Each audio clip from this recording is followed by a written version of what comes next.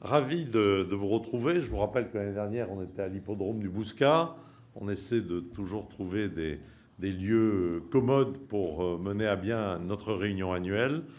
Et avant de recevoir notre invité Nicolas Bétou, ici présent, permettez-moi quelques mots. Bon, effectivement, l'année dernière, à la même période, on recevait Michel Barnier pour évoquer les conséquences du Brexit, alors que nous reprenions le chemin de nos entreprises avec enthousiasme, avec en plus de ça une croissance soutenue. Je pense que nul ne pensait l'année dernière pouvoir imaginer que, laissant la crise de la Covid derrière nous, et puis il faut espérer que ça va continuer, nous nous retrouverions aujourd'hui dans une situation mondiale économique et politique préoccupante. Il y a un peu moins d'un an, la France s'endettait encore à taux négatif. Cette semaine, le taux de l'emprunt d'État à 10 ans a atteint 2%. La BCE va procéder le 1er juillet à sa première hausse des taux d'intérêt depuis 11 ans, plus 0,25%, 0,25 points. Et le pic d'inflation est annoncé pour la fin du premier trimestre 2023. Mais je pense que c'est quand même assez difficile de faire des prévisions aussi loin. Et néanmoins, le recours à l'argent facile se poursuit. La configuration dans laquelle nous nous trouvons, c'est ce que les économistes appellent la stagflation, c'est un nouveau mot, une forte inflation avec une croissance à l'arrêt, voire une récession. À notre avis, le ralentissement économique est inéluctable.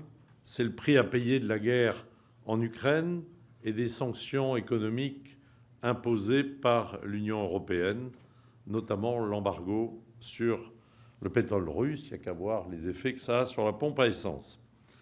La solidarité doit primer sur la logique de profit, et face à l'agression de la Russie en Ukraine, l'enjeu, je pense, c'est de faire respecter le droit international.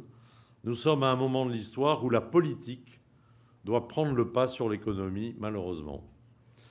Que le pouvoir d'achat ait supplanté l'emploi comme préoccupation première des Français est bien logique.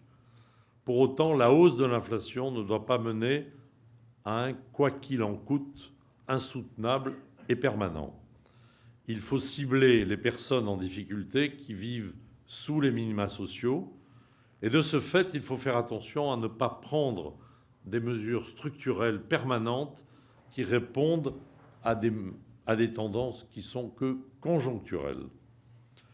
La création du Conseil national de la refondation, dont les contours doivent être précisés d'ici peu, doit permettre de mettre fin aux grands-messes réunissant des personnes qui ne sont pas directement concernées pour préférer des groupes de travail qui ciblent les parties prenantes impliquées.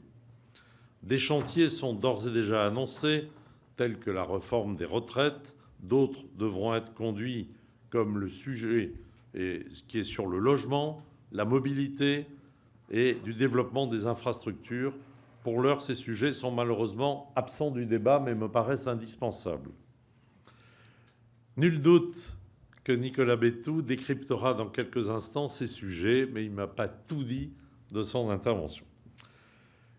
Juste quelques mots au sujet de notre Assemblée générale du MEDEF-Gironde après cette introduction, pour laquelle je vous remercie d'avoir pris le temps de voter électroniquement entre le 30 mai et le 9 juin.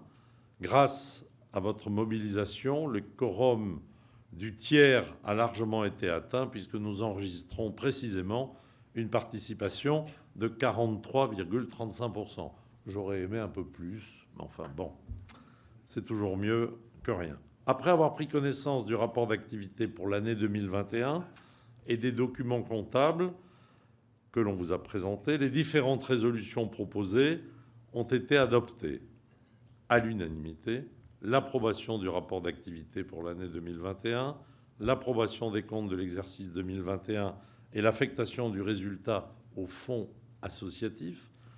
Quitus a été donné au conseil d'administration pour sa gestion sur l'exercice 2021, je vous remercie.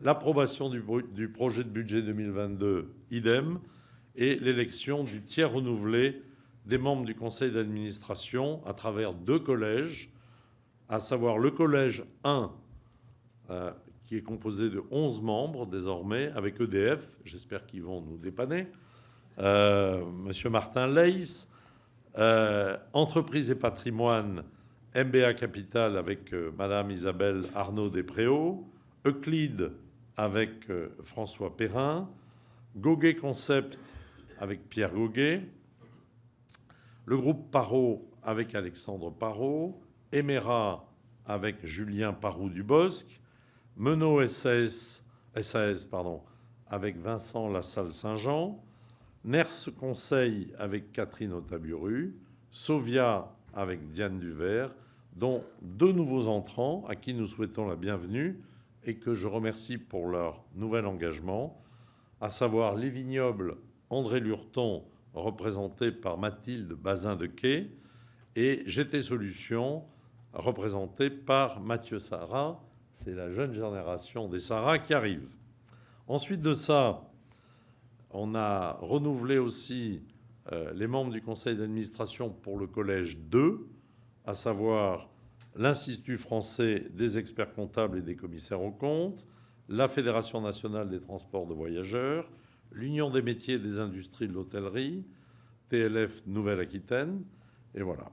Et donc, on a reconstitué notre conseil d'administration. Merci pour la confiance que vous témoignez aux membres du conseil d'administration.